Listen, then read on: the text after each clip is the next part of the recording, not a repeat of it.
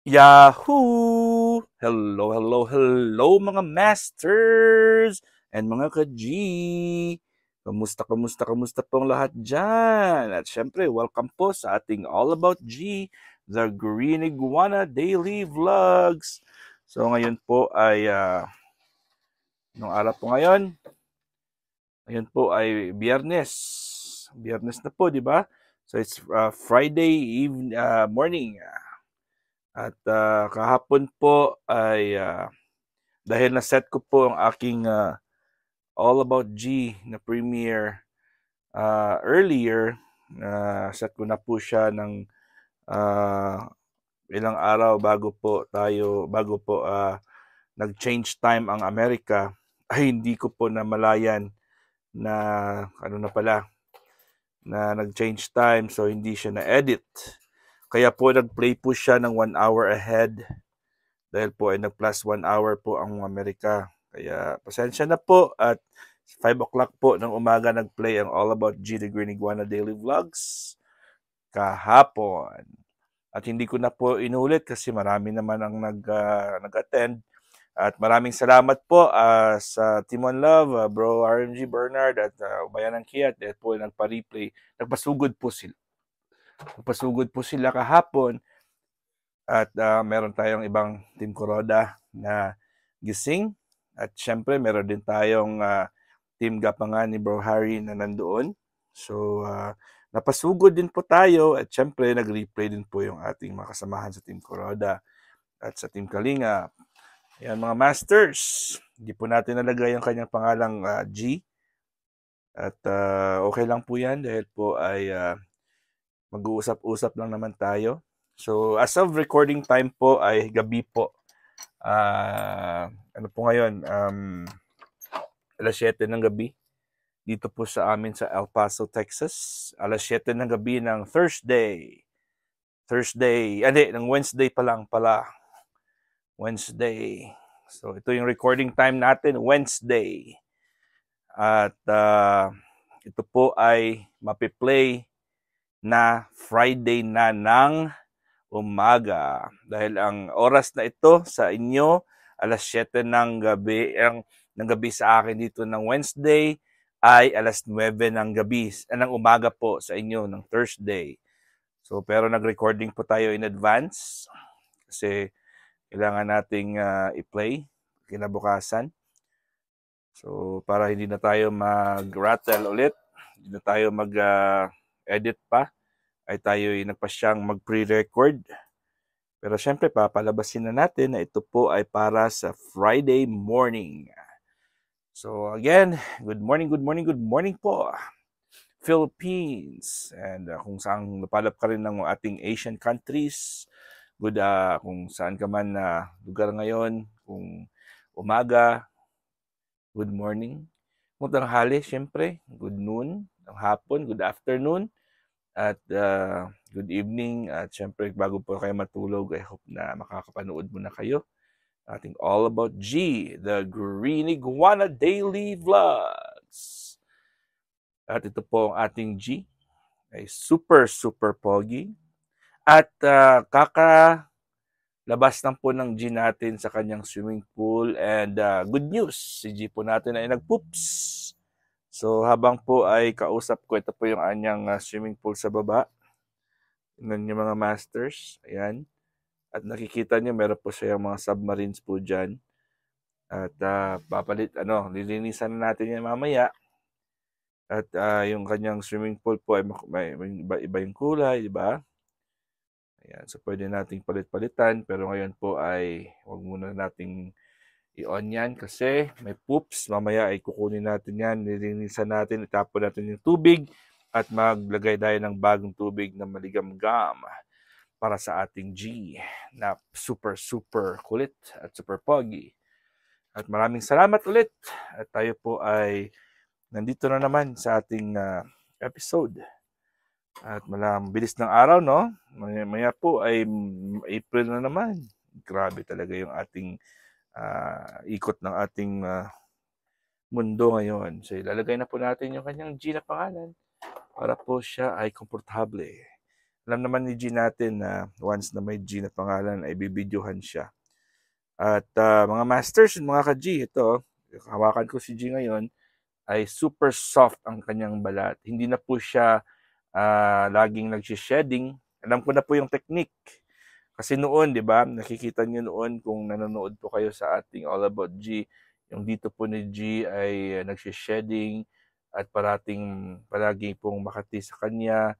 Ngayon po ay dahil po ay meron na po siyang swimming pool, anytime po ay napupunta po siya doon, plus ang kanyang humidifier na malaki talaga yung tulong sa kanya ng kanyang humidifier. So mga masters, ito yung ating bagong pet natin, no? Ito yung ating bagong pet na gecko. Napulot po natin yan sa tapat ng aming clinic. So ito po siya, oh. Tingnan natin ng kanyang itsura. Very cute po siya, maliit pa lang po siya. Yun siya, oh. Ayan, ang ating banded na gecko, local from El Paso, Texas, USA. Ayan, at pwede natin siyang lagyan natin ng ilaw. Lagyan natin ng ilaw ang ating ayan. Pwede tayong, kasi yung aking bagong ay pwedeng ano yan eh. Pwedeng sorry at gumagalaw po, sandali. Ayusin natin yan. Alright, so ito po siya. At malimit lang nating bubuksan. Yan po siya, oh. Ayan. Kitang-kita niyo naman, di ba? So putol po yung kanyang buntot. Putol po yung kanyang buntot dahil po siya ay normal sa kanila yan, defense mechanism po nila yan na nagdi-detach yung kanilang buntot. Ayan po siya. So ito po yung kanyang buntot ay putol. Kasi nakita ko po siya sa harapan ng aming clinic. Ito po yung kanyang buntot, to. Ayan, putol po yan. At gumagalaw-galaw pa yan nung nag-detach sa kanyang katawan. At pinulot ko po siya. At ang buntot niya po ay hindi naman maibabalik yan. So pinakain natin na lang sa pigeons. Kasi may maraming pigeons. Ewan ko po, tinapon ko po yun malapit sa mga pigeons. So, ito po ang kanyang setup. Meron po siyang konting kahoy saan po siya ay pwedeng umakyat-akyat. At meron po siyang konting tubigan. At ito po, ang cup lang po yan. Specimen cup or food, parang cup lang. Nalinagyan ng konting pintuan. Doon po siya nakatago araw-araw. Ito po siya. So, meron pong lamang fruit flies po yan sa loob. So, hindi po natin yan pwedeng buksan. At linagyan ko po ito ng scotch tape. Ito sa loob. Ito po yung kanyang cover. Linagyan natin ito ng scotch tape para hindi po lumabas yung fruit flies. So, yung ating, ito po siya, oh. Kunin natin ngayon kasi pwede natin kunin yan eh. Yan. So, kawawa naman siya. Pero, a good thing po ay, kasi batang-bata talaga siya. Kasi baby pa lang talaga yung ating banded gecko. Baby pa lang. Baby talaga. So, pwede nating i-save. Save natin siya kasi kawawa. Pag pinakawalan po natin siya sa labas, ay kawawang-kawawa po siya. Yun po siya, oh. Yung super liit, no? Super liit niya. At din yan, mabait yan. Hindi nangangagat. Siyempre, batang-bata pa yan. At hindi naman siya, cute niya. Naputol po yung kanyang buntot. Alright. So, babalik po natin siya sa kanyang bahay. Yan. At may pagkain po yan. May fruit flies po dyan. Yung fruit flies po, yun yung kanyang pagkain. Ayun na po siya. Yan. So, doon siya pumapasok. Meron akong ginawang cup na ganito. Parang iglo-iglo niya. Nilalagay yan kasi nagtatago po siya.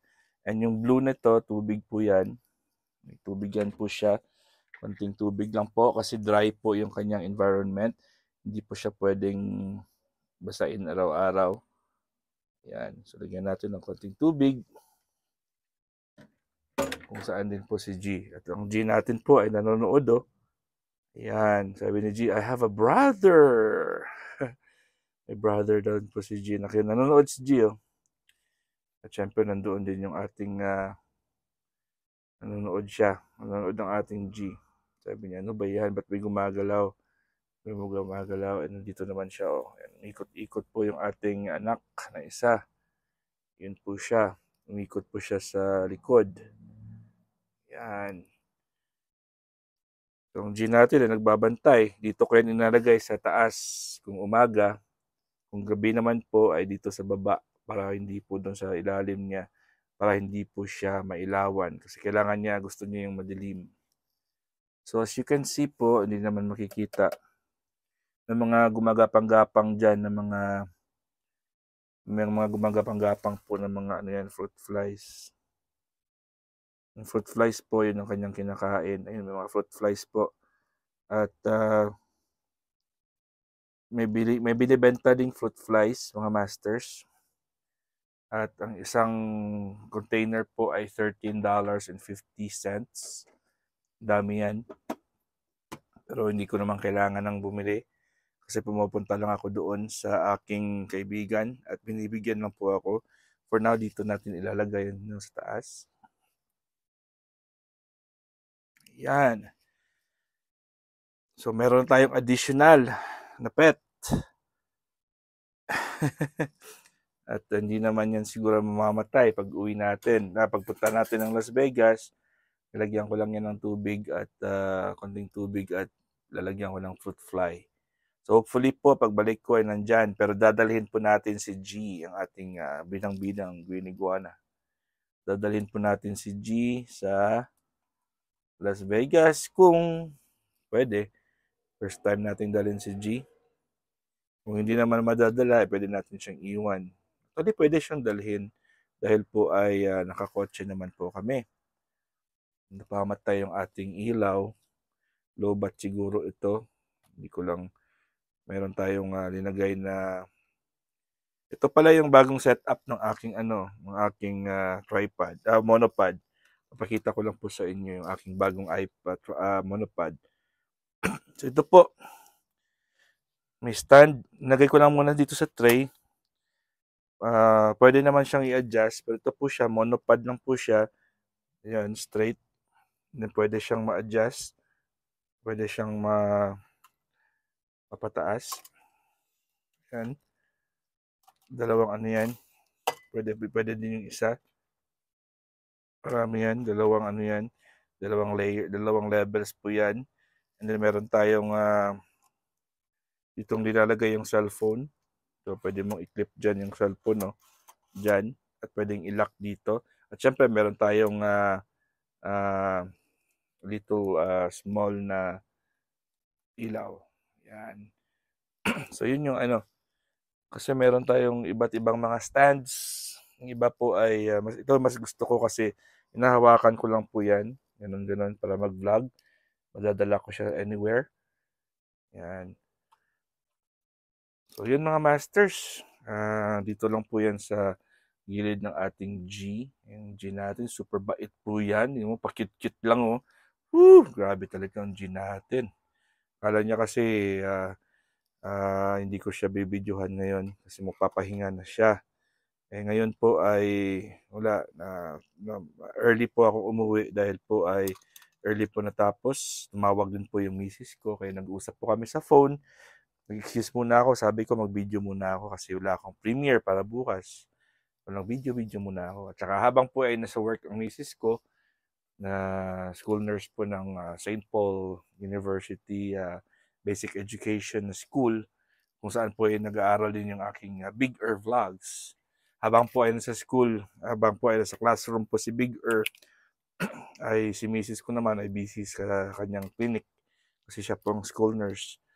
At ever since po na naging school nurse po si misis ko ay araw-araw kami nag-uusap. Every time na wala siyang client, wala siyang pasyente ay tumatawag siya. Kaya more bonding time din po kaming dalawa. Anyways, mga masters, mga G, hanggang dito lang po tayo. Maraming salamat po sa inyong love and support sa ating All About G, the Green Iguana Daily Vlogs. God is great! Yahoo!